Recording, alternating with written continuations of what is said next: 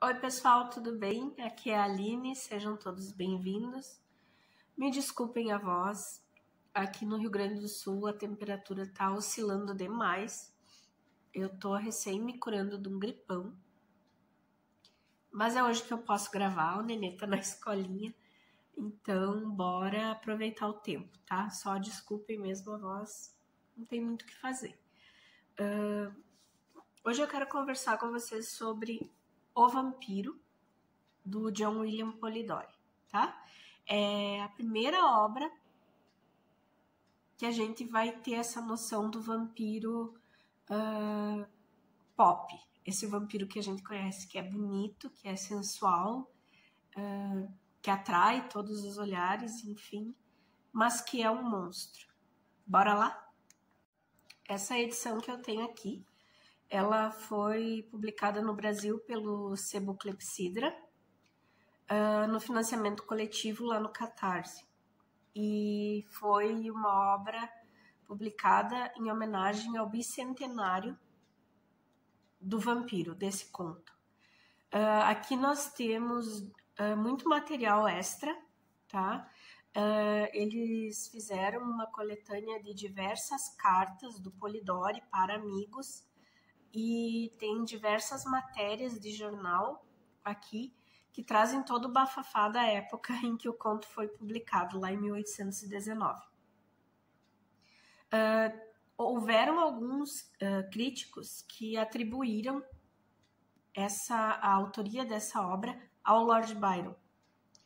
E quando o Polidori resolveu assumir a autoria da obra, continuou o bafafá na mídia inglesa, porque era uma obra que tocava em alguns pontos bem delicados da aristocracia inglesa da época. Então, eles trazendo isso para cá deixou essa obra bem mais completa e a gente consegue ver todo o contexto da publicação, da época da publicação desse conto, tá? John William Polidori era um médico do Lord Byron e ele acompanhou o Lord Byron, a Mary Shelley, o Percy Shelley e a irmã da Mary durante uma temporada que eles ficaram numa propriedade rural. Foi nessa época, nesse período, que eles tiveram a ideia de fazer um concurso de história de terror.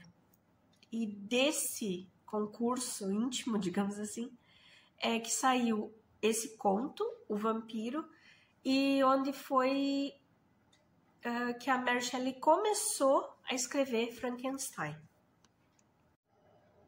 Eu vou ler para vocês o primeiro parágrafo da obra, tá? Só para vocês sentirem a vibe. Ocorreu de em meio às dissipações do inverno londrino e reuniões sociais das mais importantes figuras, surgir um nobre mais notável por suas particularidades do que por sua posição. Ele observava a efusividade ao seu redor, como se não pudesse tomar parte dela. Aparentemente, apenas as leves risadas das damas atraíam sua atenção, e ele poderia tirar-lhes o fôlego apenas com um olhar, inundando de medo aqueles peitos onde a ingenuidade reinava.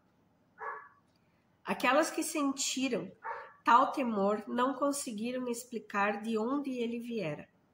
Algumas o atribuíam aos olhos de um cinza mórbido que, fixando-se na superfície de um objeto, não parecia penetrá-lo, e que, com um relance, trespassava até as movimentações íntimas do coração. Mas o olhar repousava na face como uma opaca luz que pesa sobre a pele sem poder ultrapassá-la. É assim que começa esse conto, que vai nos trazer esse personagem que foi descrito aqui, que é o Lord Ruthven. E ele vai trazer também um outro personagem, que é um órfão, que foi deixado só com a sua irmã e com uma fortuna, que é o Aubrey. O Aubrey vai chegar na sociedade londrina aqui no mesmo momento em que o Lord Ruthven.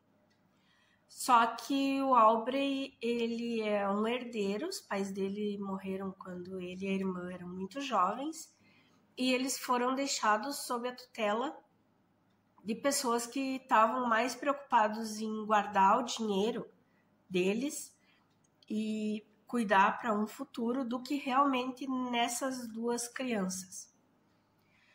O Aubrey vai se sentir muito atraído pelo Lord Ruthven, no sentido dele ser uma pessoa tão diferente, sabe?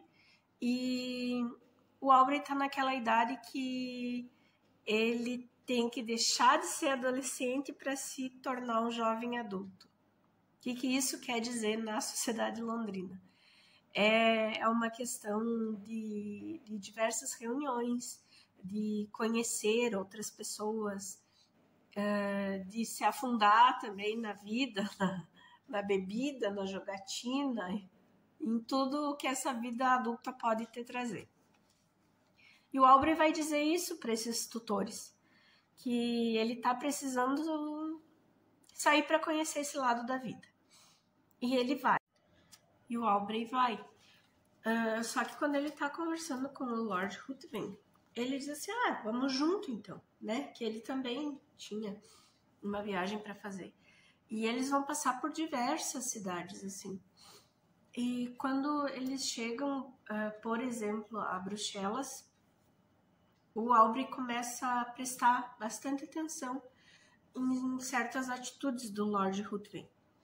E ele nota que ele é uma pessoa que dá mais esmola, dá mais dinheiro, assim, entrega mais para pessoas da vagabundagem mesmo, assim, sabe? Aquele povo que não tem jeito, que vai viver daquele jeito ali para sempre. E quando ele vê alguém mais virtuoso, assim, ele não ajuda. Se ele puder, ele tira dessa pessoa. E ele vai ver também que o Lord Ruthven, ele se joga em todo tipo de vício, sabe? Ele vai nos antros de perdição mesmo, assim, de jogatina, de fumo, de bebida, de prostituição. Ele vive uma vida devassa, assim.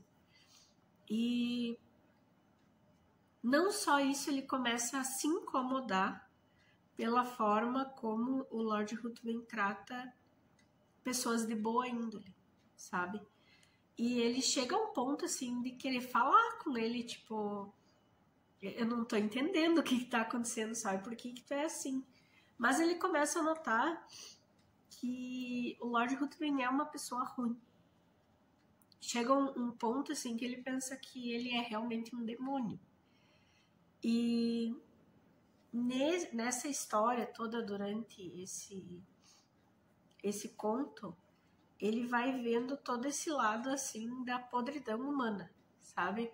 Ele, supostamente, o Aubrey devia estar viajando para conhecer o lado maduro da vida, e ele começa a ver a podridão mesmo e a maldade que o Lord Ruthven tem.